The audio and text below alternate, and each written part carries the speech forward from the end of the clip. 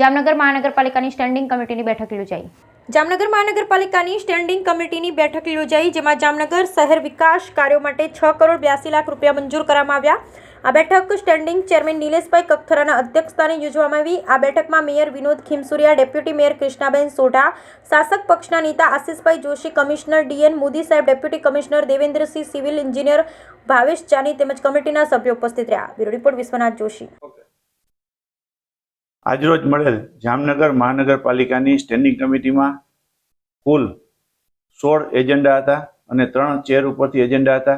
આ દરેક વિકાસ કાર્યોના એજન્ડાને મંજૂરી આપવામાં આવેલ છે, જેની કિંમત 6.82 કરોડ રૂપિયા જેવી થાય છે.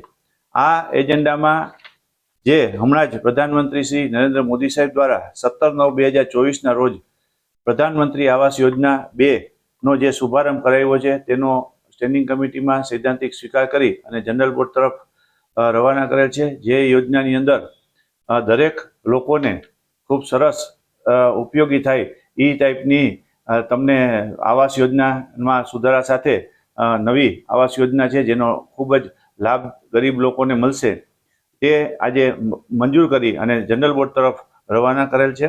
તે ઉપરાંત જામનગરમાં રંગમતી નાગમતી નદી કે જે ઊંડી ઉતારવાથી આ વખતે વરસાદ, જે ગયા વખતે વરસાદના હિસાબે જે અમુક નીચાણવાળા જે વોડો છે તેની અંદર પાણી ભરાવાના પ્રશ્નો ઉપસ્થિત થયા હતા, તે આ વખતે ન થાય તેના માટે જે સુજલામ સુફલામ યોજના છે તેની રીતે આપણે જામનગર શહેરની આસપાસ આવેલ કંપનીઓના CSR ફંડ તેમજ લોકોના સેવાકીય સંસ્થા જેવી વિવિધ સંસ્થાના મદદથી આપણે આ નદી ઊંડી કરવા માટેનો સૈદ્ધાંતિક સ્વીકાર કરવામાં આવેલ છે. આમ આજ રોજ મળેલ સ્ટેન્ડિંગ કમિટીમાં જે 16 વિકાસ કાર્યોના એજન્ડા હતા અને 3 ચેર ઉપરથી હતા, તે બધાને બહાલી આપવામાં આવેલ છે.